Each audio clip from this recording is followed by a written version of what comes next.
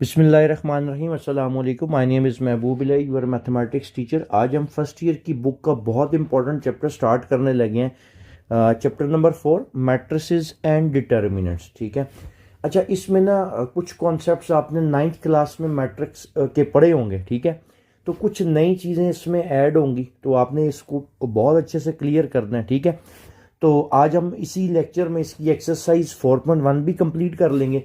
लेकिन 4.1 को कंप्लीट करने से पहले ना कुछ बेसिक कॉन्सेप्ट्स हैं, वो आपके क्लियर होने चाहिए।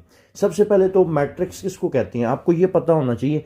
एलिमेंट्स को अरेंज करना रोज और कॉलम की शक्ल में, और उसको किस में लिखा, विद इन स्क्वायर ब्रैकेट उसको इनक्लोज करना, तो वो आपके पास क्या कहलाएगी, मैट्रिक्स कहलाएगी।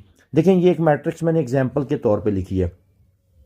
एलिमेंट्स को अरेंज किया गया, ठीक है, रोज और कॉलम की शक्ल में, और enclose with in square bracket, तो ये आपके पास क्या कहलाएगी, ये आपके पास क्या आ गई है, एक मैट्रिक्स आ गई है। क्लियर होगी बात। अब एलिमेंट्स जो अलोंग एक्स एक्सिस होते हैं, ये वाले जो एलिमेंट्स अलोंग एक्स एक्सिस का पता है ना, ये आपके पास ये वाई एक्सिस है। ओके हो गया।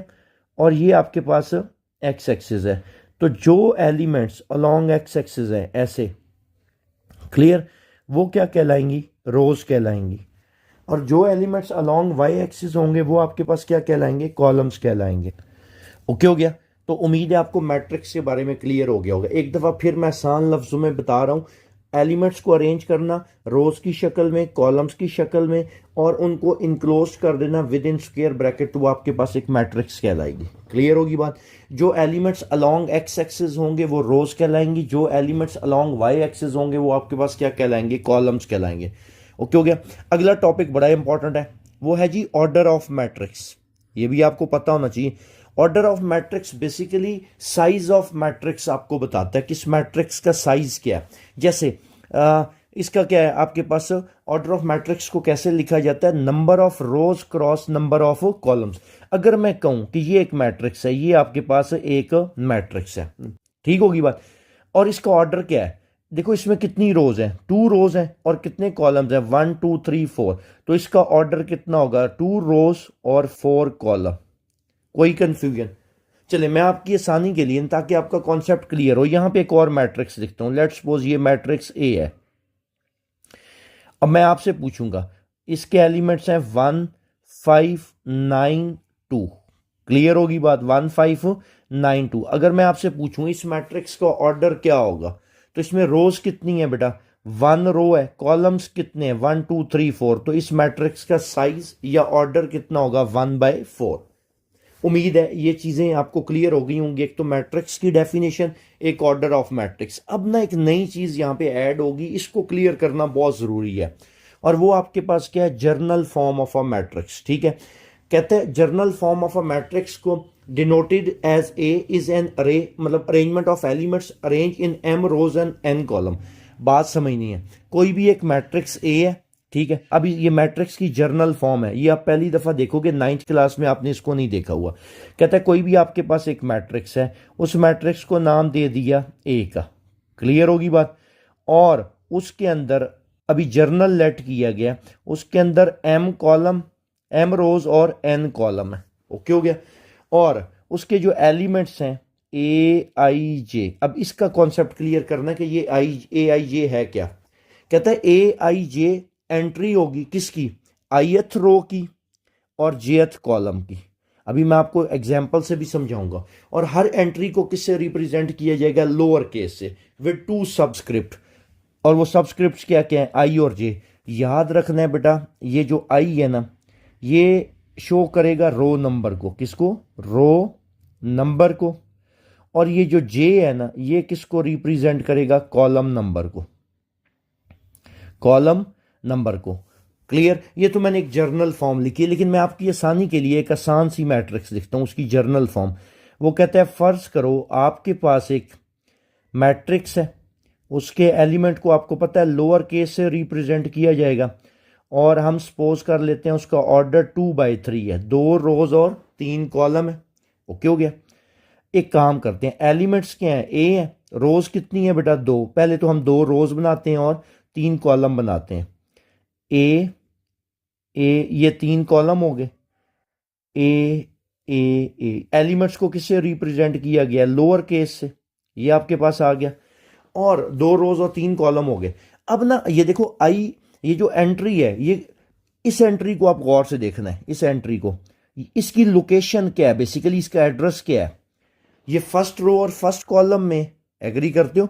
तो क्या मैं यूं लिखूंगा 1 1, ये 1 2, ये 1 3, ये 2 1, second row first column, second row second column और सेकंड रो थर्ड कॉलम। तो इसका मतलब है अगर आपके पास मैट्रिक्स की ये जर्नल फॉर्म लिखी हो तो अब आप इसको इसमें कन्वर्ट कर सकते हो। ये देखो, कहता है the element A I J is the entry in the ith row and jth column. First करो इसमें से कोई भी एंट्री आप सिलेक्ट करते हो, ये वाली मैंने सिलेक्ट की है। तो ये देखो ए आई जे, आई की वैल्यू 1, जे की वैल्यू 2, मतलब ये एलिमेंट जो है पहली रो और दूसरे कॉलम में मौजूद है। कोई और एलिमेंट सिलेक्ट करो, लेट्स सपोज मैं ये सिलेक्ट कर लेता हूँ, A2 3 है। इसका मतलब क्या है? सेकंड रो और थर्ड कॉलम। अब अगर एक और मैं आपको जर्नल फॉर्म दूं और मैं कहूं कि आप मुझे इसकी मैट्रिक्स बना के दो जरा। फर्स्ट करो मैं इसको डिनोट करता हूं बेटा बी से। मेरे पास एक बी मैट्रिक्स है और ये मैं लिखता हूं इसकी जर्नल फॉर्म BIJ 1×3। एक चीज तो आपको पता चल गई, इस मैट्रिक्स का साइज क्या होगा, मतलब ऑर्डर क्या होगा। एक रो होगी और 3 कॉलम होंगे और उसके सारे एलिमेंट्स क्या हैं? उसके सारे एलिमेंट्स क्या हैं? लोअर केस से रिप्रेजेंट करेंगे बी से। क्लियर होगी बात? अब हम इस मैट्रिक्स को लिखते हैं B इक्वल, ये आपके पास क्या आएगा? एक रो 3 कॉलम, B और B, एक रो और 3 कॉलम हो गए। क्लियर होगी बात? अब अगर फर्क कैसे होगा, देखो इनकी लोकेशन में फर्क है। ये जो एलिमेंट है पहली रो और पहले कॉलम में, ये पहली रो दूसरे कॉलम में, पहली रो तीसरे कॉलम में। तो ये देखो, ये क्या लिखा हुआ था? द एलिमेंट AIJ किसको रिप्रेजेंट करेगा? वो वाली एंट्री होगी जो ith रो और jth कॉलम में होगी। लेट्स सपोज मैं इसकी बात करता हूं B13 की। किसकी? B13 की। तो ये क्या है? फर्स्ट रो और थर्ड कॉलम में है ये एंट्री। क्लियर होगी बात? और कहता है each entry is represented by lower case. ये देखो स्मॉल अल्फाबेट में लिखा विद 2 सबस्क्रिप्ट, 2 सबस्क्रिप्ट हैं। देखो वो 2 सबस्क्रिप्ट कौन से हैं? इसके 1 1, इसका 1 2 और उसका ये 1 3। और ये 1 1 1 पहले वाला 1 किसको रिप्रेजेंट करेगा? रो नंबर को और दूसरा कॉलम नंबर को। तो उम्मीद है आपको अब ये जो जर्नल फॉर्म मैंने पढ़ाई है मैट्रिक्स को ना जर्नल फॉर्म से कन्वर्ट करना आ गया होगा। ठीक है, हमारा नेक्स्ट टॉपिक है टाइप्स ऑफ मैट्रिसेस। उसमें आपको काफ़ी चीज़ें पहले भी पता है, तो मैं उसमें कुछ चीज़ें ना डायरेक्ट लिखूंगा, डायरेक्ट आपका कॉन्सेप्ट क्लियर करूंगा। ठीक है, तो आइए चलते हैं टाइप्स ऑफ मैट्रिसेस पढ़ते हैं। अच्छा, इसमें जो बिल्कुल बेसिक बातें हैं, लाइक जैसे रो मैट्रिक्स है, ये पहली वाली। क्लियर? कौन सी मैट्रिक्स है? Row matrix. रो मैट्रिक्स किसको कहेंगे? नाम से भी पता चल रहा है, जिसके अंदर सिर्फ और सिर्फ एक रो, कॉलम्स जितने मर्जी हो, ऐसे ही है। और साथ साथ मैं आपका ऑर्डर ऑफ मैट्रिक्स का भी कॉन्सेप्ट क्लियर करता जाऊंगा। देखो अगर मैं कहूं इस मैट्रिक्स का ऑर्डर क्या है, 1 रो और 3 कॉलम है। ओके हो गया, ऑर्डर का भी कॉन्सेप्ट क्लियर हो जाएगा। ऐसी मैट्रिक्स जिसके अंदर सिर्फ एक रो होगी उसको क्या बोला जाएगा? Row matrix. क्लियर? अगला है आपके पास कॉलम मैट्रिक्स। ठीक है, ऐसी मैट्रिक्स जिसके अंदर सिर्फ एक कॉलम होगा, रोज जितनी मर्जी हो। तो जरा गौर करो, इसके अंदर सिर्फ एक कॉलम है, रोज कितनी है? 3 है। इसका ऑर्डर क्या होगा? 3/1 हो गया। तो ये 2 मैट्रिक्स क्लियर। रो मैट्रिक्स, ऐसी मैट्रिक्स जिसके अंदर सिर्फ एक रो होगी। कॉलम मैट्रिक्स जिसके अंदर सिर्फ एक कॉलम होगा। अब अगली टाइप है रेक्टेंगुलर मैट्रिक्स। क्या है जी? Rectangular matrix. रेक्टेंगुलर मैट्रिक्स किसको कहते हैं? एक ऐसी मैट्रिक्स जिसमें रोज और कॉलम्स की तादाद बराबर ना हो। जरा गौर करो बेटा, इसमें कितनी रोज हैं? 2 रोज हैं। कॉलम्स कितने हैं? 3 हैं। तो रोज और कॉलम की तादाद बराबर नहीं है। अब आपके जहन में एक बात आएगी कि सर इसके अंदर भी तो रोज और कॉलम की तादाद बराबर नहीं है, इसके अंदर भी बराबर नहीं। ओके, इनको भी रेक्टेंगुलर कह सकते हैं, लेकिन जिसके अंदर सिंगल रो होगी उसका बेहतर नेम जो है ना आप क्या सेलेक्ट करोगे? वो रो मैट्रिक्स होगी। जिसके अंदर सिंगल कॉलम होगा उसका बेहतर नाम जो है वो कॉलम मैट्रिक्स है। क्लियर होगी बात? तो अब आपको 3 चीजें क्लियर होगी, रो मैट्रिक्स, कॉलम मैट्रिक्स और रेक्टेंगुलर मैट्रिक्स। अब अगली चीज है स्क्वायर मैट्रिक्स। स्क्वायर मैट्रिक्स क्या होती है? जिसमें रोज और कॉलम की तादाद बराबर हो। देखो इसमें कितनी रोज है? 3 कॉलम है। तो इसका ऑर्डर क्या कहलाएगा? 3/3। क्लियर होगी बात।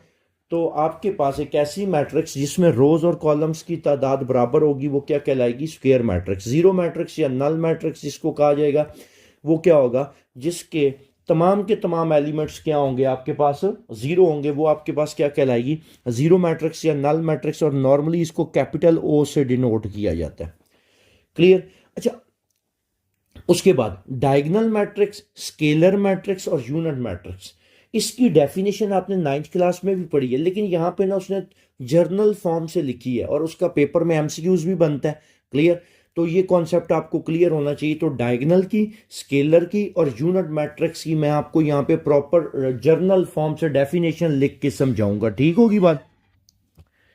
जी बेटा, सबसे पहला कॉन्सेप्ट हम क्लियर करते हैं डायगोनल मैट्रिक्स का। ठीक है, तो यहाँ पे मैंने लेट कर लिया, ये जर्नल फॉर्म मैं आपको पहले पढ़ा चुका हूँ।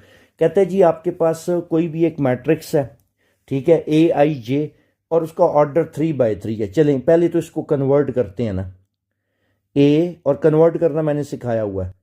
क्लियर? सारे एलिमेंट्स क्या होंगे? लोअर केस से रिप्रेजेंट किए गए हैं और उसका ऑर्डर क्या है? 3 रोज हैं और आपके पास कितनी है बेटा? 3 कॉलम है। ए, ये हमने क्या बना दी? 3 रोज और 3 कॉलम। क्लियर यहां तक? अब इनकी लोकेशन क्या है? देखो ये क्या है? पहली रो, पहला कॉलम, पहली रो, दूसरा कॉलम, पहली रो, तीसरा column, second row, first column, second row, second column, second row, third column, third row, first column, third row, second column और थर्ड रो और थर्ड कॉलम। क्लियर होगी बात? तो ये देखो इस मैट्रिक्स को, इसको मैंने क्या कर लिया? कन्वर्ट कर लिया। अब कंडीशन क्या है डायगोनल मैट्रिक्स की? कहता है ए I J is equal to 0। कहता है वो सारे एलिमेंट 0 होने चाहिए जिनमें आपके पास आई और जे आपस में बराबर नहीं है। तो मैं जरा हाईलाइट करने लगा हूं जिसमें आई और जे आपस में बराबर नहीं है। क्लियर? जरा गौर करो, आई और जे यहां पे बराबर नहीं है, आई और जे यहां पे बराबर नहीं है। देखो ना 1 3, मतलब पहली रो तीसरा कॉलम, यहां पे भी आई और जे आपस में बराबर नहीं है, यहां पे भी बराबर नहीं है। क्लियर? और यहां पे भी आपस में बराबर नहीं है। एग्री करते हो? यहां पे भी आपस में बराबर नहीं है, जिनको मैंने सर्कल किया है। कंडीशन क्या है डायगोनल मैट्रिक्स की? कहता है वो तमाम के तमाम एलिमेंट्स क्या होंगे? 0 होंगे जिसमें आई और जे बराबर नहीं है। ठीक है?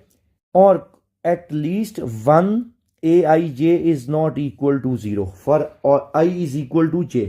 कहता है जिनमें आई और जे बराबर है, जिनमें आई और जे बराबर है। एक काम करते हैं, पहले तो ना मैं जो 0 वाली बात है ना वो फिल कर देता हूं इसमें। क्लियर? अब आपको पता चल चुका है क्या क्या 0 होगा। इधर देखना है, ये वाला 0 था, ये वाला एलिमेंट 0 होगा, ये वाला एलिमेंट 0 है, ये वाला एलिमेंट 0 है, जिसमें आई और जे आपस में बराबर नहीं है। क्लियर? यही बात ऊपर समझाई है। और कहता है जिनमें आई और जे आपस में बराबर है। अब इधर देखना है बेटा, ये देखो आई और जे बराबर है इसमें, ये मैं इनको ग्रीन से करने लगा हूं। 1 1 है, इसमें भी आई और जे बराबर है, और इसमें भी आई और जे आपस में क्या है? बराबर है। कहता है ये किसके बराबर होंगे? ये नॉट इक्वल टू 0 होंगे। कम से कम एक एलिमेंट इनमें से ऐसा होना चाहिए जो 0 के बराबर नहीं होना चाहिए। क्लियर होगी बात? दोबारा सुन लो, कम से कम एक एलिमेंट ऐसा होना चाहिए जो 0 के बराबर, कम से कम। बाकी नॉन 0 हो सकते हैं सारे, 1 2 3। क्लियर? अब यूं भी हो सकता है, अगर मैं चाहूं ना तो मैं इसको यूं भी लिख सकता हूं, मैं इसको भी 0 लिख सकता हूं। ये आपके पास क्या आएगा? ये 0 हो सकता है, ये 0। लेकिन कम से कम एक एलिमेंट, कम से कम एक एलिमेंट आपके पास क्या होना चाहिए? ऐसा होना चाहिए जो आपके पास 0 ना हो। क्लियर होगी बात? तो यहां तक कोई कंफ्यूजन? तो बहरहाल मैं इनको नॉन 0 कर देता हूं, ये अभी इधर भी, ये सिर्फ समझाने के लिए आपको लिखा था। तो मेरा ख्याल में अब आपको कंडीशन याद होगी। तो डायगोनल मैट्रिक्स क्या होते हैं? तमाम के तमाम एलिमेंट्स क्या होंगे? 0 होंगे जिसमें आई और जे बराबर नहीं है, और जिसमें आई और जे बराबर होगा उसमें कम से कम एक एलिमेंट ऐसा होना चाहिए जो नॉन 0 हो। क्लियर होगी बात? सारे नॉन 0 भी हो सकते हैं, लेकिन कम से कम एक एलिमेंट क्या होना चाहिए? नॉन 0। कोई कंफ्यूजन? तो एक और काम क्यों ना करें, डायगोनल मैट्रिक्स ये आपके पास क्या कहलाता है? प्रिंसिपल डायगोनल कहलाता है। क्या कहलाता है बेटा? प्रिंसिपल, ये वाला डायगोनल, ये प्रिंसिपल डायगोनल कहलाता है। अगर मैं इसको यूं कहूं कि प्रिंसिपल डायगोनल के अलावा सारी एंट्रीज क्या होंगी? 0 होंगी, तो वो आपके पास डायगोनल मैट्रिक्स कहलाएगा। तो उम्मीद है आपको डायगोनल मैट्रिक्स का कॉन्सेप्ट क्लियर हो गया होगा। आइए अब चलते हैं स्केलर मैट्रिक्स की तरफ, ठीक है। स्केलर मैट्रिक्स ये भी बहुत इंपॉर्टेंट कॉन्सेप्ट है, ठीक है। इसको भी आपने इसी तरह याद करना है जैसे मैं जर्नल फॉर्म लिख के बता रहा हूं आपको, ठीक है। कहता है ए आपके पास एक मैट्रिक्स है, ए आई जे 3/3। तो आइए इसको कन्वर्ट करते हैं पहले। ए आपके पास कोई भी एक मैट्रिक्स आ गया, ठीक है। उसने क्या है, उसका ऑर्डर क्या है, 3 रोज है और 3 कॉलम है। ये लें जी, अब आपको कन्वर्जन आसान लगनी चाहिए, आपको कॉन्सेप्ट क्लियर हो गया जर्नल फॉर्म से इसमें कन्वर्ट करना, क्लियर। अब इनका आई जे रो नंबर और कॉलम नंबर लिखते हैं, तो वो तो आपको पता है। फर्स्ट रो फर्स्ट कॉलम पहली रो, पहला कॉलम पहली रो, दूसरा कॉलम पहली रो, तीसरा column. Second row first column, second row second column, second row third column, third row first column, third row second column, third row और third column, clear. ये हमने convert कर लिया। अब कंडीशन क्या है, कहता है कंडीशन है सारे एलिमेंट्स क्या होंगे, जीरो जिसमें आई और जे बराबर नहीं है। चलो जी सर्कल करते हैं, जिसमें आई और जे बराबर नहीं है, ये आपके पास जीरो हो जाएगा, एग्री करते हो। ये आपके पास क्या हो जाएगा, जीरो। ये जीरो हो जाएगा, ये ज़ीरो हो जाएगा, क्लियर। ये ज़ीरो हो जाएगा और ये ज़ीरो हो जाएगा। क्यों, इन सब में आई और जे बराबर नहीं है, क्लियर। अब देखना इसको मैं कन्वर्ट करके लिखने लगा हूं, तो इनको तो ज़ीरो करते हैं ना अभी, जिसमें आई और जे आपस में बराबर नहीं है। तो ये ज़ीरो बेटा, इधर से ये ज़ीरो, जो जो सर्कल किए हैं ये ज़ीरो, ये आपके पास ज़ीरो, ये ज़ीरो और ये ज़ीरो।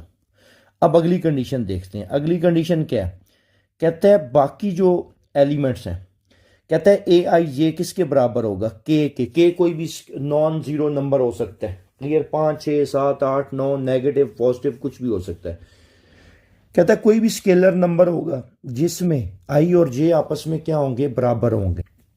अब देखो बेटा, आई और जे जो बराबर किस किस में है, इसमें देखो आई और जे बराबर है, इसमें आई और जे क्या है, बराबर है, इसमें आई और जे क्या है, बराबर है, क्लियर होगी बात।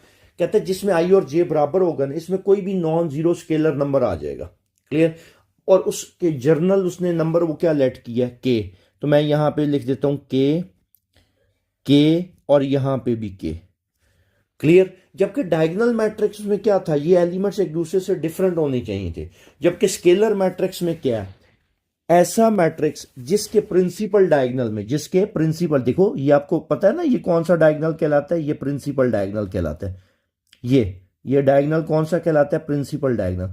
तो स्केलर मैट्रिक्स उसको कहेंगे जिसके प्रिंसिपल डायगोनल में सारी एंट्री सेम और बाकी सारी जीरो हो, आसान लफ्जों में, क्लियर होगी बात, कोई कंफ्यूजन इसमें, ठीक होगी बात। आइए चलते हैं अगली मैट्रिक्स करते हैं, यूनिट मैट्रिक्स, या जिसको हम बोलते हैं आइडेंटिटी मैट्रिक्स। जी बेटा, यूनिट मैट्रिक्स और आइडेंटिटी मैट्रिक्स, क्लियर होगी बात। अब ना कहता है आपके पास एक मैट्रिक्स है, उसने जर्नल फॉर्म दे दी, तो अब तो इसकी कन्वर्जन आपको आ गई है, ठीक है। इसको मैं लिखता हूँ 3 रोज और 3 कॉलम हम बना लेते हैं, ठीक है। ए ए ए, इसमें आपके पास 3 रोज आ गई हैं और 3 कॉलम आ गए हैं, ठीक है। अब इनकी लोकेशन भी साथ ही लिख लेते हैं। लोकेशन से मुराद को ये कौन सी रोज और कौन से कॉलम में है। ये 1 1, ये 1 2 1 3, 2 1 2 2 2 3 3 1 3 2 और 3 3 है। कहता है सारे एलिमेंट्स, जरा इस कंडीशन पे गौर करो, सारे एलिमेंट जीरो होंगे जिसमें आई और जे आपस में बराबर नहीं है। तो वो पहले तो वो हाईलाइट कर लेते हैं, जिसमें आई और जे बराबर नहीं है। ये जीरो हो जाएगा, ये जीरो हो जाएगा, क्लियर। और इधर से ये जीरो, ये जीरो, ये वाला जीरो और ये वाला एलिमेंट क्या होगा, जीरो। मेरा ख्याल में आपने एक बात पे गौर किया है, डायगोनल हो गया, स्केलर हो गया, यूनिट आइडेंटिटी मैट्रिक्स हो गया, पहली कंडीशन सेम है सबके लिए। कहता है सारे वो वाले एलिमेंट्स क्या होंगे, जीरो होंगे जिसमें आई और जे बराबर नहीं है। तो आइए इसको लिख लेते हैं, जो जो एलिमेंट्स जीरो होने हैं, क्लियर होगी बात बेटा। क्या क्या एलिमेंट जीरो हो रहा है, बाकी उसी तरह सारे लिख लेते हैं। ज़ीरो, ये वाला एलिमेंट ज़ीरो, ये वाला एलिमेंट ज़ीरो, ये वाला एलिमेंट ज़ीरो, ये ज़ीरो, ये वाला ज़ीरो और ये वाला ज़ीरो। क्लियर यहाँ तक? ओके हो गया। अब बाकी एलिमेंट्स का क्या होगा? कहते हैं बाकी एलिमेंट्स किसकी इक्वल होने चाहिए? वन के, जिसमें आई और जे बराबर है। आई और जे किस किस में बराबर है? ये देखो, ए वन वन इसमें बराबर है, इसमें आपके पास बराबर है, और इसमें आपके पास क्या है? बराबर है। तो कहते हैं ये सारे एलिमेंट्स क्या होने चाहिए? वन। ये लो इधर वन, ये वन और ये वन। क्लियर होगी बात? तो ये मैट्रिक्स क्या कहलाएगी? यूनिट मैट्रिक्स या आइडेंटिटी मैट्रिक्स कहलाएगी। तो उम्मीद है ये बिल्कुल बेसिक से कॉन्सेप्ट्स आपको क्लियर हो गए होंगे। कुछ और कॉन्सेप्ट्स भी हैं, लेकिन अब वो बाकी चीज़ें जो है ना, मैं एक्सरसाइज के क्वेश्चंस के साथ साथ आपको सॉल्व करवाऊंगा, ठीक है? तो आइए चलते हैं एक्सरसाइज 4.1 की तरफ। एक्सरसाइज 4.1 क्वेश्चन नंबर 1 कहता है ए आपके पास ये उसने जर्नल फॉर्म दे दी, ऐसा ही है। और जर्नल फॉर्म मैं आपको सिखा चुका हूँ। और मैट्रिक्स का ऑर्डर क्या है? 3/4, 3 रोज और 3 कॉलम। एक काम करते हैं, पहले तो हम इस मैट्रिक्स को बना लेते हैं। क्लियर होगी बात? कहता है ए आपके पास एक मैट्रिक्स है, उसके एलिमेंट्स हैं, रोज कितनी है? 3 है, 4 कॉलम है, तो इसमें तो आपको इशू नहीं रहेगा। ओके हो गया। उसके बाद कहता है I3 को, आई से आइडेंटिटी, ये याद रखना है, आइडेंटिटी मैट्रिक्स है। आई से क्या बनेगा? आइडेंटिटी। और आइडेंटिटी मैट्रिक्स अभी मैं आपको पढ़ा के आया। अच्छा, अगर मैट्रिक्स रेक्टेंगुलर हो ना, जिसमें रोज और कॉलम्स की तादाद डिफरेंट हो, तो तब ऐसे केस में ऑर्डर इस शक्ल में लिखा जाता है, साथ मेंशन करना पड़ता है कि इतनी रोज है, इतने कॉलम है। लेकिन अगर मैट्रिक्स हो ना जिसमें रोज और कॉलम्स की तादाद बराबर हो, तो खाली अगर वो इस तरह भी लिख लेगा तो आपने समझ जाना उसमें 3 रोज और 3 कॉलम है। लेट्स सपोज यहां पे लिखा होता I4, इसका मतलब क्या होना था? 4 रोज 4 कॉलम। I2 लिखा होता 2 रोज 2 कॉलम। लेकिन अगर रोज और कॉलम की तादाद डिफरेंट होगी ना, तो उस केस में ऑर्डर यूं लिखा होगा 2/1, 1/3, इस तरह करके। तो उम्मीद है ये कॉन्सेप्ट क्लियर हो गया होगा। आई से आइडेंटिटी मैट्रिक्स जो अभी पढ़ाया था, और कहता है उसको ए से मल्टीप्लाई करना है। ये बात आपने एमसीक्यूज के लिए भी याद रखनी है कि आइडेंटिटी के साथ कोई भी मैट्रिक्स मल्टीप्लाई किया जाए तो रिजल्ट आपके पास क्या आता है? वही मैट्रिक्स आता है, ठीक है? तो अभी हम लेफ्ट हैंड साइड ले लेते हैं। लेफ्ट हैंड साइड मैं क्योंकि बार बार इसको मैट्रिक्स को नहीं लिख रहा, क्योंकि इससे पहले मैं डिटेल से समझा के आया हूं कि आपने कैसे जर्नल फॉर्म को लिखना है। तो हम लिखते हैं I3 मल्टीप्लाई बाय ए। I3 से क्या बनता है? आइडेंटिटी मैट्रिक्स, जिसमें बेटा 3 रोज और 3 आपके पास क्या होंगे? कॉलम्स होंगे। ओके हो गया। और ये सारे 1 होंगे, 1 0 0 0 1 0 0 0 1। ये हमने I3 लिख लिया। क्लियर होगी बात? और मल्टीप्लाई बाय कहता है ए है, मल्टीप्लाई बाय क्या है? ए। इसका मतलब क्या है कि ए की वैल्यू क्या है? 3 रोज और 4 कॉलम है। 1 2 3 4, 4 कॉलम है, 3 रोज है। क्लियर? ये 3 रोज बना ली और हमने 4 कॉलम। और ये कैसे बनाए हैं ये मैं इसी लेक्चर के बिल्कुल स्टार्ट में आपको एक्सप्लेन करके आया हूं, ठीक है? अब इनकी लोकेशन लिख लेते हैं। 1 1 1 2 1 3 1 4, फिर 2 1 2 2 2 3 2 4, फिर 3 1 3 2 3 3 और 3 4। ये दोनों मैट्रिसेस आपस में क्या हो रही हैं? मल्टीप्लाई हो रही हैं। अब एक कॉन्सेप्ट आपने समझना, ये बड़ी इंपॉर्टेंट बात है। दो मैट्रिसेस आपस में मल्टीप्लाई कब हो सकती हैं? मैं इधर लिख लेता हूं, फॉर मल्टीप्लीकेशन। फॉर मल्टीप्लीकेशन, ये ट्रिक याद रखनी है आपने। फॉर मल्टीप्लीकेशन ऑफ मैट्रिसेस, सबसे पहली चीज आपने ये चेक करनी है कि ये कंडीशन पूरी होनी चाहिए। क्या? Number of columns in first matrix बराबर होने चाहिए number of rose in second. अगर ये कंडीशन होल्ड करेगी तो आप दो मैट्रिसेस को मल्टीप्लाई कर सकते हो। क्लियर। तो जब भी मैट्रिक्स की मल्टीप्लिकेशन आएगी, मैट्रिसेस की मल्टीप्लिकेशन आएगी, तो पहली कंडीशन आपने ये चेक करनी है। इसका एक ट्रिक याद रख लो, वैसे ये कोई रूल नहीं है, यूं याद रख लो, सी मल्टीप्लाई बाय आर, सी और आर आपस में मल्टीप्लाई हो रहे हैं, तो पहले क्या आ रहा है, कॉलम। इसका मतलब है पहली मैट्रिक्स के कॉलम बराबर होनी चाहिए दूसरी मैट्रिक्स की रोज के। तो सी आर याद रख लो, इसको आसानी से याद रखा जा सकता है। क्लियर होगी बात, इतनी बात समझ लगी। ये कंडीशन होगी कि प्रोडक्ट पॉसिबल है कि नहीं है, इसको पहले आपने चेक करना है।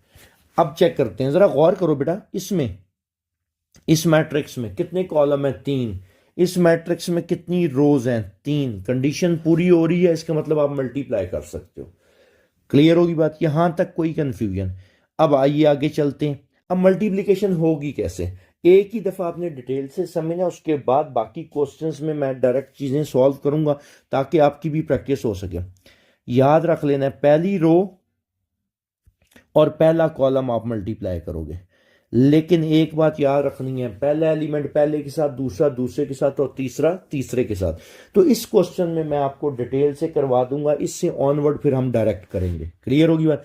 पहली रो पहला कॉलम, जब पहले कॉलम के साथ सारे एलिमेंट्स के साथ कर लोगे, फिर पहली रो दूसरा कॉलम आ जाएगा, फिर पहली रो तीसरा कॉलम आ जाएगा, और फिर पहली रो और फिर चौथा कॉलम आपके पास आ जाएगा। लेकिन एक बात का बस ध्यान रखना है, पहला एलिमेंट हमेशा पहले के साथ, दूसरा दूसरे के साथ, तीसरा तीसरे के साथ। ठीक है, तो आइए चलते हैं, मल्टीप्लाई करते हैं इसको। I3 multiply by A equal to, अब मल्टीप्लीकेशन आपने देखनी है। क्लियर। पहली रो पहला column, 1 multiply by A 1 1, 1 multiply by A 1 1, पहला एलिमेंट पहले के साथ, फिर दूसरा एलिमेंट 0 मल्टीप्लाई बाय A 2 1, और फिर 0 मल्टीप्लाई बाय A 3 1। पहली रो को पहले कॉलम के साथ कर लिया। अब जब पहली रो को पहले कॉलम के साथ कर लिया, पहला एलिमेंट पहले के साथ, दूसरा दूसरे के साथ, तीसरा तीसरे के साथ, ठीक है, तो अब आप क्या करोगे, बीच में स्पेस आएगी। अब फिर पहली रो को अगले कॉलम के साथ करो, 1 multiply by A 1 2 plus 0 multiply by A 2 2, और 0 मल्टीप्लाई बाय A 3 2। आपने पहली रो को दूसरे कॉलम के साथ भी कर दिया, अब पहली रो को आपने तीसरे कॉलम के साथ करना है, तो बीच में space, 1 multiply by A 1 3 plus 0 multiply by A 2 3, और फिर 0 मल्टीप्लाई बाय A 3 3। ओके हो गया। इसके बाद पहली रो को अगले कॉलम के साथ क्या बनेगा बेटा, 1 multiply by A 1 4 plus 0 multiply by A 2 4, और फिर 0 मल्टीप्लाई बाय A 3 4। इसको मैं ज़रा क्लियर करके लिख लेता हूँ, एंड पे जो A 3 4 बनाए, A 3 4, फिर बेचारा A सही नहीं लिखा गया, A 3 4। क्लियर, यहां तक कोई कंफ्यूजन किसी भी किस्म की। ओके हो गया। अब बेटा पहली रो को आपने सबके साथ कर लिया, ठीक है। अब अगली रो की बारी आ गई। अगली रो की उसी तरह पहले एलिमेंट को पहले के साथ, दूसरे दूसरे को, और तीसरे को तीसरे के साथ, ठीक है। तो 0 मल्टीप्लाई बाय आपके पास, इसको मैं थोड़ा सा और कम कर देता हूं ताकि स्पेस रहा, हाँ जी, 0 multiply by A 1 1 plus 1 multiply by A 2 1 plus 0 multiply by A 3 1। Second row को पहले कॉलम के साथ, इस तरह फिर सेकेंड रो को उसके साथ, सेकेंड कॉलम के साथ आप करते हैं, 0 multiply by A 1 2 plus 1 multiply by A 2 2, और फिर 0 मल्टीप्लाई बाय A 3 2। क्लियर। अब सेकेंड रो को थर्ड कॉलम के साथ, तो 0 मल्टीप्लाई बाय A 1 3, और 1 मल्टीप्लाई बाय A 2 3, और फिर 0 मल्टीप्लाई बाय A 3 3। अब सेकेंड रो को आखिरी कॉलम के साथ करते हैं, 0 multiply by A 1 4 plus 1 multiply by A 2 4, और plus 0 multiply by A 3 4। Okay हो गया। अब किसकी बारी आ जाएगी बेटा, थर्ड रो की। थर्ड रो को बारी बारी सब कॉलम के साथ मल्टीप्लाई करते हैं, ठीक है। तो ये आपके पास कुछ बन जाएगा 0 multiply bye A11, 0 multiply bye A21 plus 1 multiply bye A31। पहली रो को पहले कॉलम के साथ, अब इसी तरह पहली रो को दूसरे कॉलम के साथ। तो क्या बनेगा, 0 multiply bye A12 plus 1 0 multiply bye A22 plus 1 multiply bye A32। उसके बाद 0 multiply bye A13 plus 0 multiply bye A23 और प्लस 1 मल्टीप्लाई बाय A33। उसके बाद 0 multiply bye A14, 0 multiply bye A24 और फिर 1 मल्टीप्लाई बाय A34। क्लियर होगी बात। पहली रो को आपने पहले कॉलम के साथ क्या कर लिया बेटा, मल्टीप्लाई कर लिया। अब आइए इसको लिखते हैं, ये क्या बनेगा, I3 मल्टीप्लाई बाय A। एक और ट्रिक बता देता हूं, जब आपने ना हायर ऑर्डर मैट्रिक्स को मल्टीप्लाई करना हो ना, तो जैसे ये है, मतलब इसमें 3 रोज थी, उसमें 4 कॉलम थे, मल्टीप्लाई करना हो, तो अगर आपका सेकंड एलिमेंट ऊपर नीचे सेम आ रहा है, इसका मतलब आपने सही मल्टीप्लाई किया। चलें एग्जांपल के तौर पे, इसमें सेकंड एलिमेंट A11 है, इसमें भी सेकंड एलिमेंट A11 है, इसमें भी सेकंड एलिमेंट A11 है, इसका मतलब आपने सही मल्टीप्लाई किया। ये हर एक पे अप्लाई करके दे। अब इसमें सेकंड एलिमेंट 21 है, इसमें सेकंड एलिमेंट 21 है, सेकंड एलिमेंट 21 है। ओके हो गया, उम्मीद है ये बात क्लियर होगी। इसमें सेकंड एलिमेंट 31 है, सेकंड एलिमेंट 31 है, सेकंड एलिमेंट 31 है, इसका मतलब आपने बिल्कुल सही मल्टीप्लाई किया। क्लियर। बहरहाल ये जस्ट आपने अपनी वेरिफिकेशन के लिए, चेकिंग के लिए कर लेना है। अगर ऐसा हो रहा है तो इसका मतलब आप सही मल्टीप्लाई करो। आइए अब चलते हैं आगे, सॉल्व करते हैं। तो ये क्या बन रहा है बेटा, A11 इंटू 1, तो यहाँ पे आपके पास आ जाएगा A11 प्लस 0, अगले दोनों के आ जाएंगे प्लस 0। अब इस पे आ जाओ, ये A12 आ जाएगा, अगले दोनों के आ जाएंगे 0। फिर A13 आ जाएगा, फिर अगले दोनों 0। उसके बाद A14 है, तो 1 4, फिर अगले दोनों आपके पास बेटा क्या आ जाएंगे 0। क्लियर होगी बात। उसके बाद यहाँ पे ये देखो, ये 0 आ जाएगा, बाकी ये 2 1, 0 प्लस A21 प्लस 0, फिर 0 plus A22 plus 0, 0 plus A23 आ जाएगा, और यहाँ पे 0, 0 प्लस A24 और यहाँ पे बेटा क्या आ जाएगा 0। नेक्स्ट ये आ जाएगा 0 प्लस A31। ओके, ये आ जाएगा 0 प्लस A32। उसके बाद 0 plus A33। Next 0 plus A34। ये हमने क्या कर लिया, मल्टीप्लाई करके जो भी आंसर आ रहा था वो हमने इसमें लिख लिया। क्लियर होगी बात, कोई कंफ्यूजन। तो जरा गौर करो, ये आपके पास क्या बच रहा है, I3 multiply by A equal,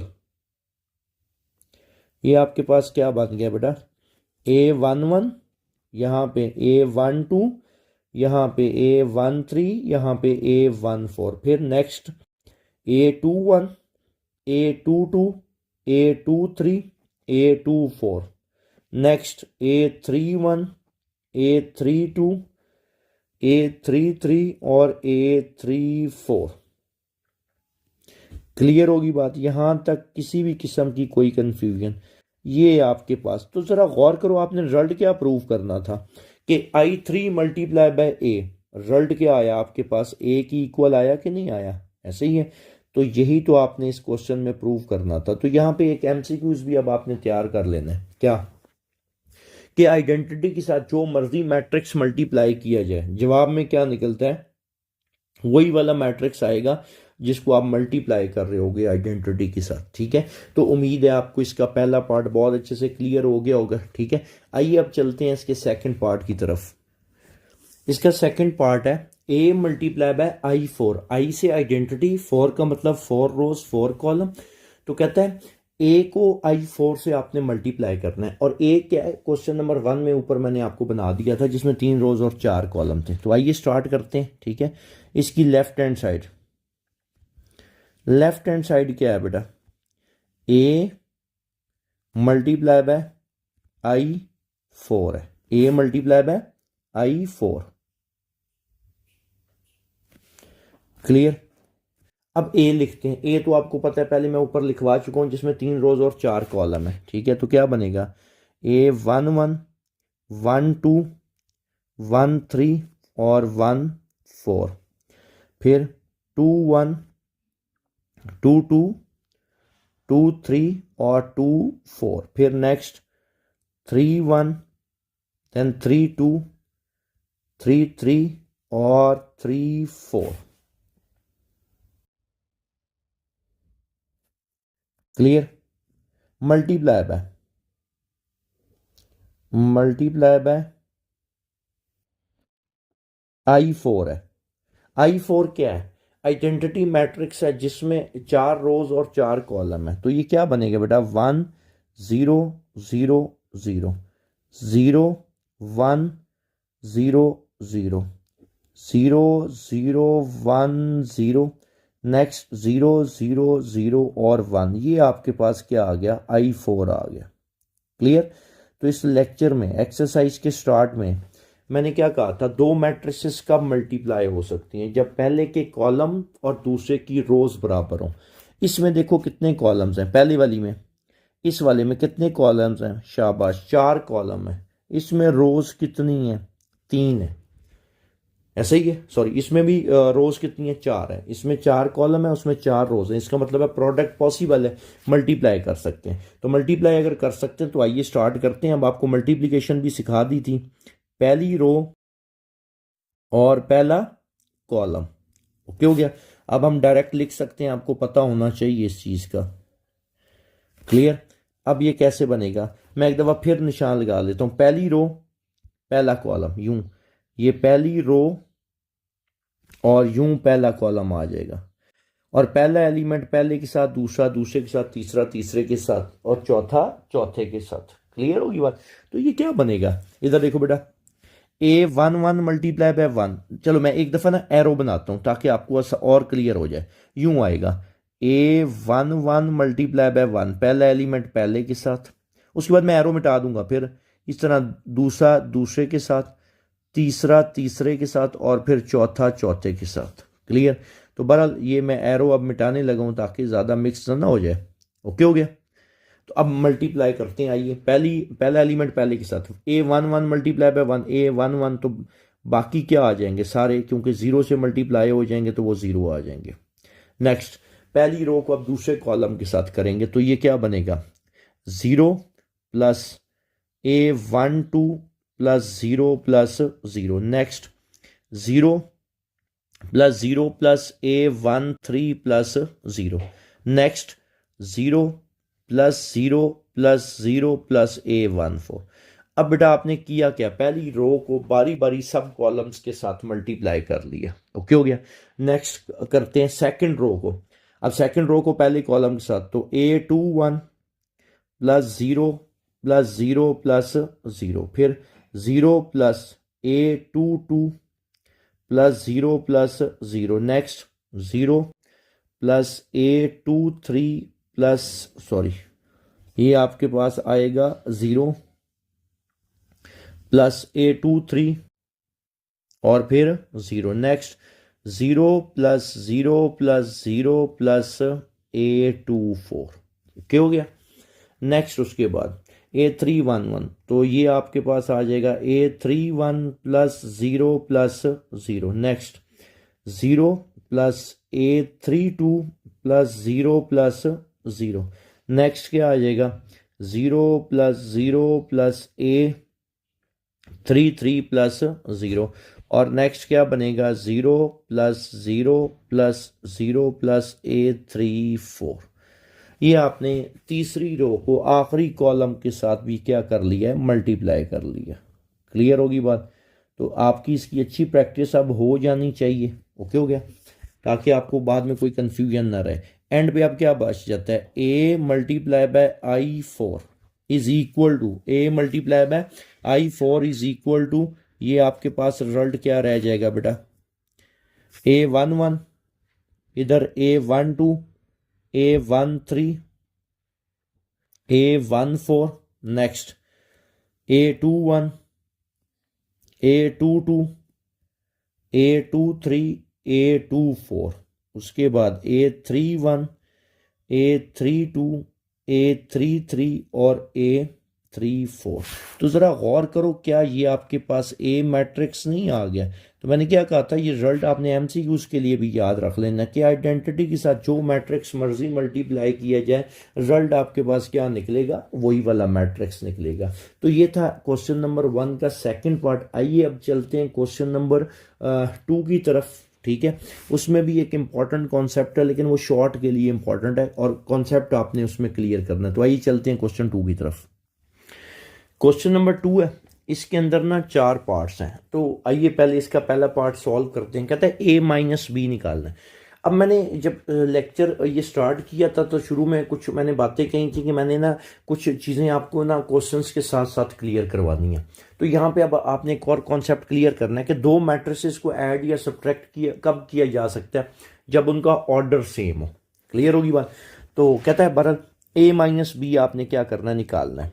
तो ए और बी आपके सवाल में गिवन है। मैं इधर लिखता हूं, क्वेश्चन मैंने ऊपर इसलिए नहीं लिखा क्योंकि मुझे वैल्यूज तो इधर लिखनी है। ए की वैल्यू क्या है, 0, -1, 2, देन 3, 2, 1, -1, 0 और 4। ये आपके पास क्या आ गया, ए मैट्रिक्स गिवन है क्वेश्चन में। बी मैट्रिक्स आपके पास क्या गिवन है, 2, 1, -1, 2, 1, -1, नेक्स्ट 1, 2, 4, 1, 2, 4, देन -1, 2 और 1। ये आपके पास क्या आ गया, बी मैट्रिक्स आ गया। अब ये दोनों मैट्रिसेस ना सब्ट्रैक्ट हो रही हैं, तो कॉन्सेप्ट क्लियर करना, ये बात एमसीक्यूज के लिए याद रखनी है। दो मैट्रिसेस आपस में ऐड या सब्ट्रैक्ट कब हो सकती हैं, जब उनका ऑर्डर क्या हो, सेम हो। इस मैट्रिक्स का ऑर्डर कितना है, इस मैट्रिक्स का, ये मैं ऊपर लिख देता हूं ताकि 3/3 है। एग्री करते हो? इस मैट्रिक्स का ऑर्डर कितना है, 3/3 है। ऐसा ही है ना? इसका मतलब है इनको आपस में ऐड या सब्ट्रैक्ट किया जा सकता है, लेकिन इस क्वेश्चन की डिमांड क्या है कि हमने इनको माइनस करना है। अब और माइनस या प्लस होता कैसे है, कॉरेस्पॉन्डिंग एलिमेंट्स आपस में ऐड और सब्ट्रैक्ट होते हैं। इसका मतलब क्या है, कॉरेस्पॉन्डिंग का मतलब क्या है, पहला एलिमेंट पहले में, दूसरा दूसरे में।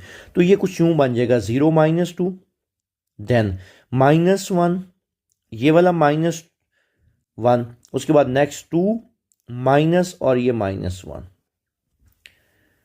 क्लियर होगी बात? ये एक आसान सी बात है। कॉरेस्पॉन्डिंग का मतलब क्या है, पहला एलिमेंट पहले में, दूसरा दूसरे में सब्ट्रैक्ट होगा। अब नेक्स्ट 3, -1, देन 2, -2 और 1, -4। नेक्स्ट -1 माइनस और फिर एलिमेंट -1 है, देन 0, -2 और देन 4, -1। क्लियर यहां तक? तो इसका रिजल्ट आपके पास क्या निकल रहा है, आपके पास ये रिजल्ट आ रहा है 0, -2, -2, -2 और ये 3, नेक्स्ट 2, 0 और -3। उसके बाद -1, ये माइनस माइनस प्लस, ये 0, -2 और 3। तो ये आपने इसका पहला पार्ट सॉल्व कर लिया, जिसमें आपने A-B कैलकुलेट करना था। क्लियर? आइए चलते हैं इसके सेकंड पार्ट की तरफ। सेकंड पार्ट में आपने B-C निकालना है। ये देखिए, मैंने B लिख लिया, C लिख लिया, दोनों का ऑर्डर सेम है तो सब्ट्रैक्शन हो सकती है। और सब्ट्रैक्शन कैसे होगी, कॉरेस्पॉन्डिंग एलिमेंट्स आपस में सब्ट्रैक्ट होंगे। पहला एलिमेंट पहले में, तो ये क्या बनेगा, 2, -1, देन नेक्स्ट 1, -0, 1, -0, उसके बाद नेक्स्ट -1, -2 आ जाएगा। क्लियर? नेक्स्ट 1 माइनस और -1 और 2, -5 आ जाएगा, 2, -5, 4, -0, -1, -3, उसके बाद 2, -4, नेक्स्ट क्या आ जाएगा, 1 माइनस और -1। क्लियर, यहां तक कोई कंफ्यूजन? नेक्स्ट ये आपके पास क्या आ जाएगा, ये रिजल्ट जो रिमेनिंग बचेगा 2 माइनस 1, आपके पास रिजल्ट क्या आ गया 1। उसके बाद नेक्स्ट 1 माइनस 0, रिजल्ट आपके पास क्या आ जाएगा 1। नेक्स्ट माइनस 1 प्लस 2, ये भी आपके पास 1 आ गया। 1 माइनस माइनस प्लस 2, ये आपके पास 2। 2 माइनस 5 माइनस 3, नेक्स्ट 4, उसके बाद माइनस 4, देन माइनस 2 और फिर 2। तो ये आपने क्या कैलकुलेट कर लिया, b माइनस सी कैलकुलेट कर लिया। ठीक है, आइए अब चलते हैं इसके थर्ड पार्ट की तरफ। तीसरा पार्ट है, इसमें आपने क्या करना है, a माइनस बी ब्रैकेट में लिखा हुआ माइनस सी। तो मैंने क्या किया, ये मैट्रिक्स a आ गई, ये माइनस और ये मैट्रिक्स बी आ गई। टाइम बचा लिया, लिख लिया ना, कि बेसिक सी बात है। और ये दोनों को ब्रैकेट में बंद कर दिया और ये मैट्रिक्स अलहदा सी आ गई। मैं इधर मेंशन कर देता हूँ, ये आपने करना नहीं है, मैं आपको समझाने के लिए। ए माइनस बी और ये सी, ए माइनस बी को आपने सॉल्व करना सीखा था ये यहाँ पे। ओके, तो ए माइनस बी का आंसर ये आपके पास क्या आ गया, ए माइनस बी का आ गया। ऐसे ही है माइनस सी। अब आगे जो फर्दर सॉल्व करना है इनको, वो हम कर लेते हैं। माइनस 2 माइनस 1, तो यहां पे आ गया माइनस 1। माइनस 2 माइनस 0, ये रिजल्ट आपके पास क्या आ जाएगा, माइनस 2 माइनस 0 माइनस 2, और 3 माइनस माइनस ये प्लस, टोटल 5 आ गया आपके पास। क्लियर होगी बात। नेक्स्ट 2 माइनस माइनस प्लस 1, तो ये 3। कॉरेस्पॉन्डिंग एलिमेंट्स आपस में ऐड और सब्ट्रैक्ट करने हैं। नेक्स्ट 0 माइनस 5, आपके पास क्या आ जाएगा, माइनस 5। क्लियर। उसके बाद minus 3 minus 1 which is minus 4, आपके पास ये बन जाएगा, ये कितना बनेगा, माइनस 3 माइनस, ये माइनस 3 आ जाएगा। उसके बाद 0 minus 3 minus 3, next minus 2 minus 4 minus 6, और 3 माइनस 1 कितना आ गया, 2।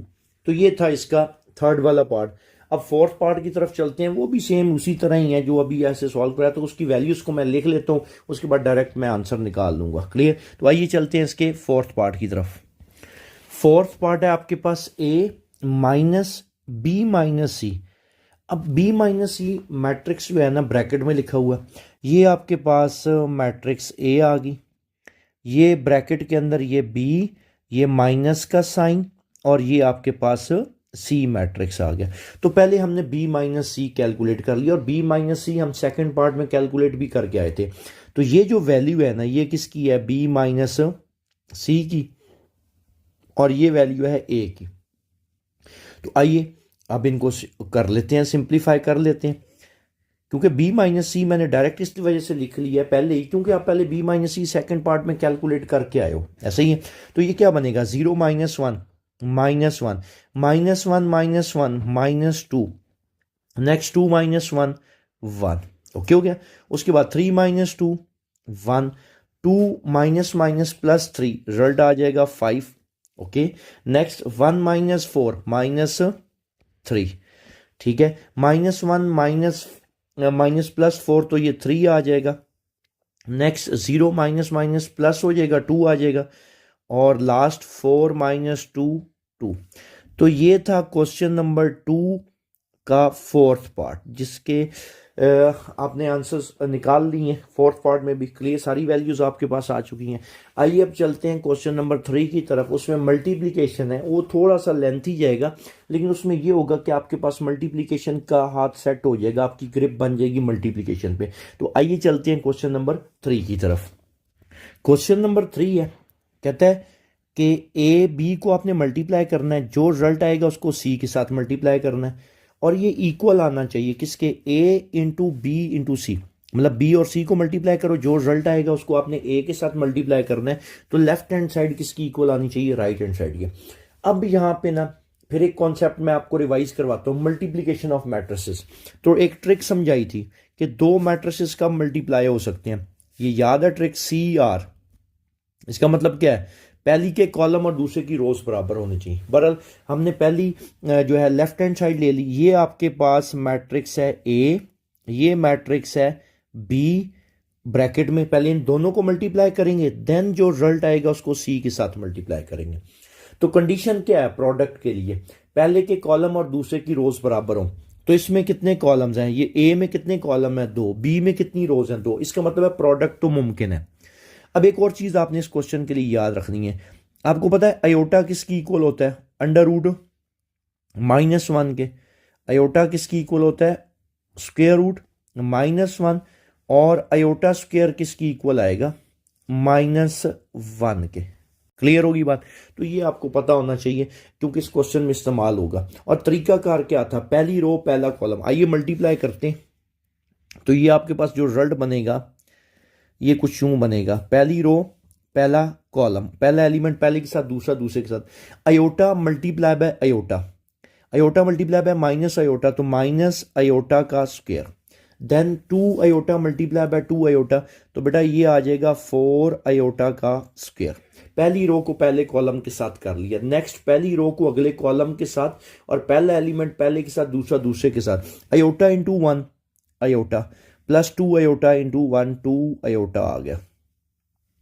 क्लियर यहां तक, ये हमने ब्रैकेट कर दी क्लोज। नेक्स्ट रो पे आ जाओ, 1 multiply by minus iota, minus iota, next minus iota multiply by 2 iota, तो -2 अयोटा का स्क्वायर। अब पहली रो को आपने सेकंड रो को आपने पहले कॉलम के साथ मल्टीप्लाई कर लिया, अब सेकंड रो को अगले कॉलम के साथ, तो 1 मल्टीप्लाई बाय 1 आपके पास 1 आ जाएगा, और माइनस अयोटा इंटू ये आ गया। नेक्स्ट ये तो आपने मल्टीप्लाई कर लिया, मल्टीप्लाई बाय 7 क्या हो रहा था, सी को लिख लेते हैं। सी आपके पास क्या है बेटा, 2 अयोटा, देन 1 और माइनस अयोटा और देन अयोटा। अब हम थोड़ा सा इसको सिंप्लीफाई करते हैं, ये जो आपने ए और बी को मल्टीप्लाई किया, तो देखते हैं इसका रिजल्ट आपके पास क्या निकल रहा है। ये आपके पास क्या बन रहा है, अयोटा स्क्वायर किसकी इक्वल होता है, -1 के ना, तो ये आपके पास कितना आ जाएगा, अयोटा स्क्वायर -1 है, इधर देखो बेटा ये बात समझ नहीं है, अयोटा स्क्वायर -1, तो माइनस माइनस क्या आ जाएगा, यहाँ पे आपके पास +1 आ जाएगा, और मैं इधर लिखता हूं ये +1। नेक्स्ट, और यहाँ पे फिर अयोटा स्क्वायर है, अयोटा स्क्वायर -1, तो ये रिजल्ट आपके पास -4 आ जाएगा। क्लियर होगी बात। ये आपके पास रिजल्ट क्या बन जाएगा, -3 इधर बच जाएगा आपके पास, पर वो अगले स्टेप में हम लिख लेंगे। यहाँ पे अयोटा प्लस 2 अयोटा, ये रिजल्ट आ जाएगा 3 अयोटा। ओके, इसको सिंप्लीफाई करते हैं, ये माइनस अयोटा और अयोटा स्क्वायर -1, तो ये +2 हो जाएगा, +2 और 1 माइनस अयोटा। क्लियर यहां तक, ओके हो गया। ये वाली लाइन मैं एक दफ़ा रिमूव करके ये जो ब्रैकेट है ना इसको मैं प्रॉपर लगा लेता हूँ एक दफ़ा, ठीक होगी बात। ये आपके पास ये आ गया, क्लियर। या और ये आपके पास चलता आ रहा है इक्वल। नेक्स्ट साथ क्या मल्टीप्लाई हो रहा है, मल्टीप्लाई बाय क्या था आपके पास, 2 अयोटा 1, नेक्स्ट माइनस अयोटा और अयोटा इक्वल। आगे इसको सिंप्लीफाई करते हैं, ये क्या बन रहा है, 1 - 4 -3, next 3 iota, next 2 minus iota लिख लेते हैं इसको, 2 माइनस अयोटा, और फिर next 1 minus iota, multiply by क्या हो रहा है आपके पास, 2 अयोटा 1 माइनस अयोटा और अयोटा। क्लियर। अब ये दोनों मल्टीप्लाई हो रहे हैं, ऐसे ही है। तो आपको पता है 2 मैट्रिसेस कब मल्टीप्लाई हो सकती हैं, जब पहले के कॉलम और दूसरे की रोज बराबर हो। तो बिल्कुल ऐसा ही है, पहले के कॉलम और रोज बराबर है, तो ये रिजल्ट कैसे आएगा आपके पास, उसी तरह मल्टीप्लाई करो, पहली रो पहला कॉलम, पहला एलिमेंट पहले के साथ, दूसरा दूसरे के साथ, तो ये कितना बन रहा है, 3 2 -6 अयोटा और प्लस -3 अयोटा का स्क्वायर। ओके हो गया। नेक्स्ट पहली रो अगला कॉलम, तो ये क्या आएगा, -3 + 3 अयोटा का स्क्वायर। ओके हो गया। नेक्स्ट अगली रो की बारी आ जाएगी, ये देखो 2 माइनस अयोटा मल्टीप्लाई बाय, इसको मैं लिखता हूं 2, मैं इधर रफ में इसको सॉल्व कर लेता हूं, ये देखना है आपने। क्लियर। अगर आपको ये थोड़ा सा कॉम्प्लिकेटेड लग रहा है ना, तो अगर आप कहो तो मैं ना आपकी आसानी के लिए ना इसकी सारी डिटेल मल्टीप्लाई कर देता हूँ, क्योंकि चीज़ें आपके लिए कॉम्प्लिकेटेड हो जाएंगी। कैसे? अब मैं पूरा मल्टीप्लाई करता हूँ इसको डिटेल के साथ, इसको भी रब कर देते हैं एक दफ़ा ये, ताकि ना कोई गलती ना रहे, क्योंकि left hand side equal to आपने राइट हैंड साइड लानी है, ये ना कोई मिस्टेक हो जाए और फिर दोबारा आप करना पड़े इसको। ठीक है, अब बेटा ये -3 multiply by 2 iota plus 3 iota multiply by minus iota, यूं कर लिया। अब पहली रो को अगले कॉलम के साथ -3 multiply by 1 plus 3 iota multiply bye iota, इससे ये होगा कि गलती का चांस कम से कम हो जाएगा। नेक्स्ट, अब 2 minus iota, 2 minus iota multiply by 2 iota plus 1 minus iota, 1 minus iota multiply by minus iota. Next 2 minus iota, 2 minus iota multiply by 1 plus 1 minus iota multiply bye iota. Clear? आइए इसको simplify करते हैं और देखते हैं ये result आपके पास क्या बच रहा है। ये आपके पास आ जाएगा -3, ये -6 आयोटा प्लस माइनस -3 आयोटा का स्क्वायर। नेक्स्ट ये बनेगा -3 प्लस 3 आयोटा का स्क्वायर। ये क्या आ जाएगा? 2 2 जार 4, 4 आयोटा माइनस 2 आयोटा का स्क्वायर। उसके बाद plus minus iota minus minus plus iota का square. Next 2 minus iota plus iota minus iota square. यहां तक कोई कंफ्यूजन? तो ये आपके पास जो लेफ्ट हैंड साइड बच गई है ना, ये कुछ यूं बनेगी। इसको सिंप्लीफाई करते हैं मजीद। 3 आयोटा स्क्वायर किसकी इक्वल होता है? -1 के। ये बात समझनी है जिसको मैं अंडरलाइन कर, आयोटा स्क्वायर -1, तो माइनस माइनस क्या हो जाएगा? +3। तो मैं प्लस वाली वैल्यू पहले लिख लेता हूँ, +3 -6 आयोटा। नेक्स्ट ये देखो बेटा, आयोटा स्क्वायर किसकी इक्वल होता है? -1 के। तो ये आ जाएगा -3 और -3, आपके पास ये रिजल्ट बच जाएगा -6। ओके, नेक्स्ट अब अगले को सिंप्लीफाई करते हैं। ये क्या बनेगा? जरा गौर करना है। 4 आयोटा माइनस आयोटा, ये तो आ जाएगा 3 आयोटा प्लस 3 आयोटा आ गया। और ये देखो आयोटा स्क्वायर -1, ये इधर -1, तो आयोटा स्क्वायर ये वाला आयोटा स्क्वायर -1 माइनस माइनस +2 और इधर से -1, तो क्या बचेगा? 2 - 1 1 प्लस। क्लियर होगी बात? और इस पे आ जाओ, ये प्लस आयोटा माइनस आयोटा, इसको तो कैंसिल कर दो, ये कैंसिल हो गया। Iota square -1 minus minus plus, तो यहां पे आपके पास 3 आ गया। ये आपने ना लेफ्ट हैंड साइड को सॉल्व कर लिया। क्लियर? और लेफ्ट हैंड साइड क्या थी बेटा? AB मल्टीप्लाई बाय C, और इसको मैं नाम दे देता हूं 1 का। ओके हो गया, इसको हम नाम दे देते हैं 1 का। ये हमारे पास क्या थी? Left hand side. ठीक है, अब हम राइट हैंड साइड को सॉल्व करेंगे तो लेफ्ट हैंड साइड किसकी इक्वल आनी चाहिए? राइट हैंड साइड के बराबर आनी चाहिए। ठीक है, तो आइए अब चलते हैं इसकी राइट हैंड साइड को सॉल्व करते हैं। राइट हैंड साइड आपके पास क्या है इसकी? A bracket B multiply by C। ये आपके पास क्या आ गया?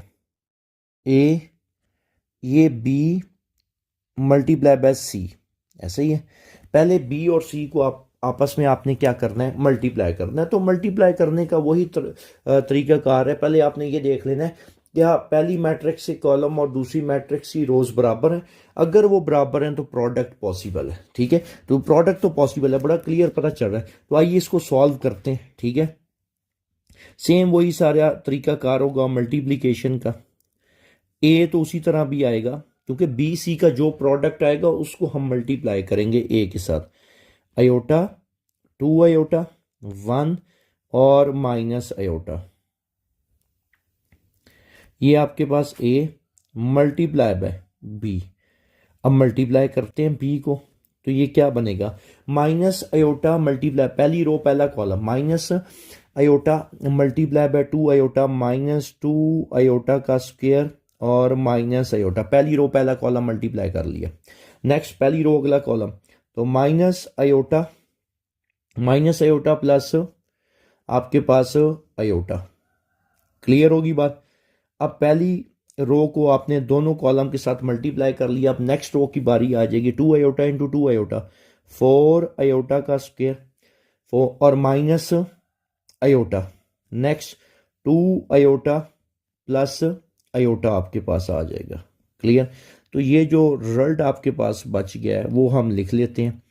यहाँ पे पहले ए आयोटा, ये 2 iota, 1 minus iota multiply bye, ये क्या बचेगा इधर, यहाँ पे ये रिजल्ट आपके पास आ जाएगा -2 आयोटा स्क्वायर आपको पता है -1 के बराबर होता है, तो माइनस माइनस क्या हो जाएगा, +2 हो जाएगा।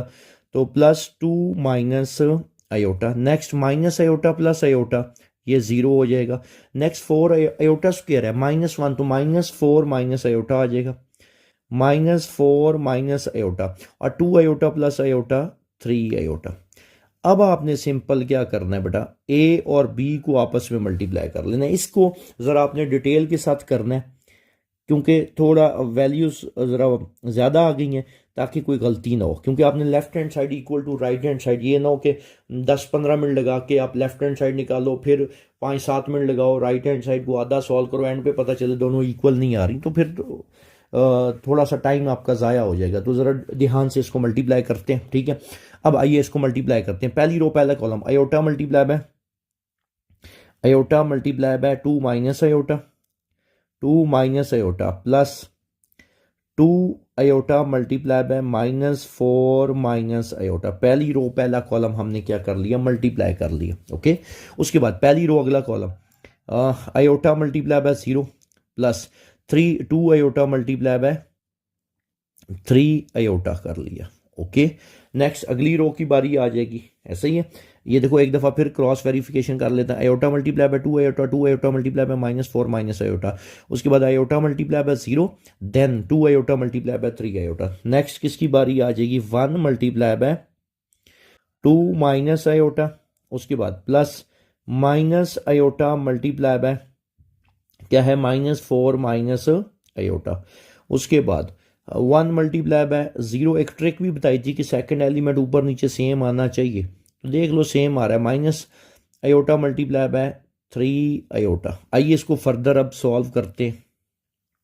क्लियर। तो ये रिजल्ट आपके पास क्या बन जाएगा, ये जो रिजल्ट आपके पास आएगा ना, इसको सिंप्लीफाई करते हैं।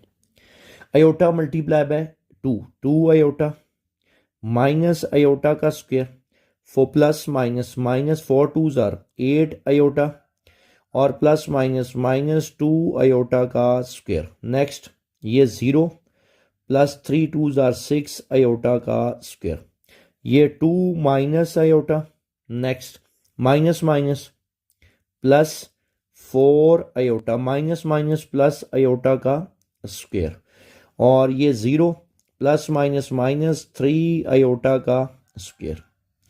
अब देखते हैं ये सिंप्लीफाई होके आपके पास क्या रिजल्ट देता है, इक्वल। अब इसको सिंप्लीफाई करते हैं, 2 आयोटा -8 आयोटा -6 आयोटा, उसके बाद minus iota, iota square minus minus plus, इधर भी iota square minus minus plus हो जाएगा, तो 2 + 1 ये कितना आ जाएगा, 3। ओके हो गया। और ये 6 आयोटा स्क्वायर, ये -6। ओके, देन 2 माइनस आयोटा है, इसको सिंप्लीफाई करते हैं। आयोटा स्क्वायर, ये वाला आयोटा स्क्वायर -1, तो 2 - 1 1। नेक्स्ट 4 आयोटा माइनस ये 3 आयोटा। क्लियर। उसके बाद 0 और आयोटा स्क्वायर -1, तो ये +3 आपके पास आ जाएगा। तो ज़रा गौर करो, ये हमारे पास इक्वेशन 2 आ गई, इक्वेशन 2 आ गई आपके पास। इसको मैं नाम दे देता हूँ 2 का, इसको मैं नाम दे देता हूँ 2 का। तो अगर 1 और 2 पे आप गौर करो, फ्रॉम 1 एंड 2 क्या था, लेफ्ट हैंड साइड आपके पास क्या थी, AB into C is equal to AB into C। ये था क्वेश्चन नंबर 3 का पहला पार्ट। आइए अब चलते हैं इसके सेकंड पार्ट की तरफ। सेकंड पार्ट है बेटा, A into B plus C is equal to AB plus A C. अब पहले इसकी लेफ्ट हैंड साइड सॉल्व करते हैं। क्लियर, ये हमने लिख ली मैट्रिक्स ए, आगे ये मैट्रिक्स आ गई बी, ये दरमियान में क्या आ रहा है प्लस, और ये आपके पास सी। तो पहले जो ब्रैकेट के अंदर है उनको सॉल्व करेंगे तो दो मैट्रिसेस आपस में प्लस हो रही हैं। तो बेसिक कॉन्सेप्ट्स में मैंने एक चीज़ सिखाई थी कि दो मैट्रिसेस आपस में ऐड या सब्ट्रैक्ट कब हो सकती हैं, जब उनका ऑर्डर सेम हो। तो बी का ऑर्डर है 2/2, सी का ऑर्डर है 2/2, इसका मतलब इन दोनों को ऐड किया जा सकता है। ठीक होगी बात। तो आइए इनको ऐड करके लिखते हैं, फिर उसको ए के साथ मल्टीप्लाई कर लेंगे। ओके हो गया। अब मैट्रिक्स ए तो उसी तरह आ गई, अयोटा 2 अयोटा 1 और माइनस अयोटा। क्लियर, ये मैट्रिक्स ए इनटू, अब बी और सी आपस में क्या हो रहे हैं ऐड। तो दो मैट्रिसेस ऐड तब हो सकती हैं जब उनका ऑर्डर सेम हो। अगली बात, उनको ऐड कैसे किया जाता है, कॉरेस्पॉन्डिंग एलिमेंट्स को आपस में ऐड किया जाता है। कॉरेस्पॉन्डिंग का मतलब क्या है, पहला एलिमेंट पहले में ऐड होगा, दूसरा दूसरे में, तीसरा तीसरे में, इस तरह। Minus iota plus 2 iota, result आपके पास कितना आ जाएगा अयोटा। 1 + 1, ये रिजल्ट आपके पास आ जाएगा 2। उसके बाद 2 अयोटा माइनस अयोटा, ये रिजल्ट आपके पास आ जाएगा अयोटा। और 1 + अयोटा, ये आपके पास 1 + अयोटा ही रह जाएगा। क्लियर। अब देखो ये दोनों आपस में मल्टीप्लाई हो रहे हैं, ऐसे ही है। तो दो मैट्रिसेस आपस में कब मल्टीप्लाई हो सकती हैं, जब पहले के कॉलम और दूसरे की रोज बराबर हों। तो पहले के दो कॉलम है, दूसरे की दो रोज हैं, तो मल्टीप्लिकेशन पॉसिबल है। उसी तरह मल्टीप्लाई करते हैं, पहली रो पहला column iota multiply by iota plus 2 iota multiply by iota आ जाएगा, पहली रो पहला कॉलम। उसके बाद iota multiply by 2 plus 2 iota multiply by 1 plus iota. Okay, next 1 multiply by iota आ गया। उसके बाद plus minus iota multiply by iota. उसके बाद 1 multiply by 2 plus minus iota multiply by 1 plus iota. Clear, यहां तक कोई कंफ्यूजन? ओके हो गया। अब आइए इसको फर्दर सॉल्व करते हैं। तो ये आपके पास रिजल्ट जो है वो क्या बनेगा, ये आपके पास जो रिजल्ट बच जाएगा ना, अयोटा मल्टीप्लाई बाय अयोटा, ये आपके पास अयोटा स्क्वायर, ये अयोटा स्क्वायर आ जाएगा, अयोटा स्क्वायर प्लस 2 अयोटा का स्क्वायर। उसके बाद 2 iota plus 2 iota plus 2 iota का स्क्वायर। ओके, नेक्स्ट अयोटा और माइनस अयोटा का स्क्वायर, और यहाँ पे 2 माइनस अयोटा और ये माइनस अयोटा का स्क्वायर। ये आपने सिंप्लीफाई कर लिया, मज़ीद सिंप्लीफिकेशन की ज़रूरत है। तो इस ये जो 2 अयोटा स्क्वायर है ना, इसको थोड़ा सा हम इधर लिख लेते हैं, ये आ जाएगा अयोटा स्क्वायर। ठीक है। अब जो रिजल्ट आपके पास बच रहा है ना लेफ्ट हैंड साइड का, वो कुछ यूँ बचेगा आपके पास, अयोटा स्क्वायर -1 फिर अयोटा स्क्वायर -1, तो -1 और -2 कितना आ गया, -3 आपके पास आ जाएगा, यहाँ पे -3। Next 2 iota plus 2 iota 4 iota और 2 iota square which is equal to -2 आ जाएगा। ओके, अयोटा स्क्वायर -1, तो माइनस माइनस क्या हो जाएगा प्लस, तो ये 1 + अयोटा या अयोटा + 1 लिख लो। उसके बाद अयोटा स्क्वायर -1 माइनस माइनस, तो ये आ जाएगा 3 माइनस अयोटा आपके पास बच जाएगा। क्यों बोला, अयोटा स्क्वायर -1 होता है, माइनस माइनस प्लस, तो 2 + 1 3। ये हमने ना लेफ्ट हैंड साइड जो है इसकी सॉल्व कर ली।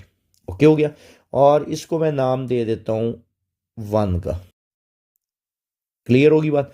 आइए अब चलते हैं इसकी राइट हैंड साइड को सॉल्व करते हैं। राइट हैंड साइड आपके पास क्या है, AB + AC। सिंपल सी बात है, पहले A और B को आपस में क्या करेंगे मल्टीप्लाई, देन जो रिजल्ट आएगा उसके बाद ऐड करेंगे AC का जो रिजल्ट आपके पास आ जाएगा, फिर left hand side is equal to क्या आनी चाहिए राइट हैंड साइड। तो मल्टीप्लाई करते हैं बेटा, कैसे मल्टीप्लाई होगा, कॉन्सेप्ट सारा क्लियर होना चाहिए। पहले के कॉलम और दूसरे की रोज बराबर हैं तो आप मल्टीप्लाई कर सकते हो। और मल्टीप्लिकेशन कैसे होगी, पहली रो बारी बारी सब कॉलम्स के साथ मल्टीप्लाई होगी, और हमेशा पहला एलिमेंट पहले के साथ, दूसरा दूसरे के साथ। अयोटा मल्टीप्लाई है तो ये माइनस अयोटा का स्क्वायर प्लस 2 2 4 अयोटा का स्क्वायर। नेक्स्ट अयोटा और प्लस 2 अयोटा। अब 1 मल्टीप्लाई बाय ये माइनस आयोटा और -2 आयोटा का स्क्वायर। नेक्स्ट 1 1 जार और ये माइनस आयोटा। क्लियर होगी बात। ये हमने क्या कर लिया, ए और बी को आपस में मल्टीप्लाई कर लिया, प्लस देन ए और सी को मल्टीप्लाई करते हैं। क्या बनेगा, iota multiply by 2 iota which is 2 iota का स्क्वायर और -2 आयोटा का स्क्वायर आ जाएगा। नेक्स्ट आयोटा और +2 आयोटा का स्क्वायर। ओके, 1 मल्टीप्लाई बाय ये 2 आयोटा आ जाएगा। Next minus minus plus iota का स्क्वायर और 1 और ये माइनस आयोटा। क्लियर होगी बात, माइनस आयोटा का स्क्वायर बन जाएगा। क्लियर, कोई कंफ्यूजन इसमें? आइए इसको फर्दर अब सॉल्व करते हैं। इसका रिजल्ट आपके पास क्या आएगा बेटा, ये क्या बनेगा, 4 आयोटा स्क्वायर -4 बन जाएगा आयोटा स्क्वायर, क्योंकि -1 की इक्वल होता है। -4 आयोटा स्क्वायर और ये वाला जो माइनस आयोटा स्क्वायर है, ये आयोटा स्क्वायर -1 माइनस माइनस ये +1 और इधर -4, तो रिजल्ट आपके पास क्या बच जाएगा, -3 यहां पे आ जाएगा। 2 iota plus iota 3 iota. Next ये क्या आएगा, 2 आयोटा स्क्वायर है, थोड़ा ना गैप के साथ लिख लेते हैं, क्योंकि ना आगे values 2 iota plus iota 3 iota. यहां पे नीचे वाली में अब 2 आयोटा स्क्वायर है, आयोटा स्क्वायर -1 तो +2 हो जाएगा, तो ये रिजल्ट आपके पास क्या बच जाएगा, minus iota +2। Next 1 minus iota as it is. Clear, ये प्लस, उसके बाद नेक्स्ट वाले को सिंप्लीफाई करते हैं, तो ये आपके पास बेटा क्या बनेगा, 2 iota square -2 iota square 0, 2 iota plus iota 3 iota, bracket close. Next iota square -1 आ जाएगा, तो -1 + 2 आयोटा लिख लो, जो मर्जी पहले लिख लो, इससे फर्क नहीं पड़ता। Next iota square -1 minus minus +2। Clear. अब देखो बेटा, ये दोनों मैट्रिसेस क्या हो रही हैं, ऐड हो रही हैं। दोनों मैट्रिसेस आपस में क्या हो रही हैं, ऐड। तो दो मैट्रिसेस कब ऐड हो सकती हैं, मैं बार बार ये चीजें रिपीट करता हूं ताकि आपका कॉन्सेप्ट क्लियर हो जाए। जब दोनों का क्या हो, ऑर्डर क्या हो, सेम हो।